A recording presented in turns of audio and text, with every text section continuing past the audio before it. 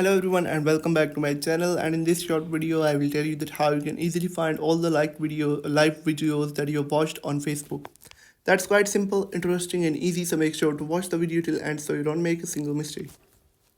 So guys, first of all, open up the Facebook app on your phone and then tap on the menu on the bottom right corner and then tap on that gear icon on the top right corner to head over to the settings of your Facebook account. Now, you'll have to scroll down all the way until you find activity log.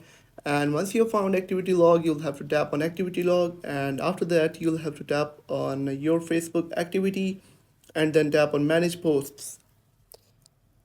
After that, you'll have to tap on filters on the top left corner and then tap on categories. And after that, you'll have to tap on live videos that you have watched.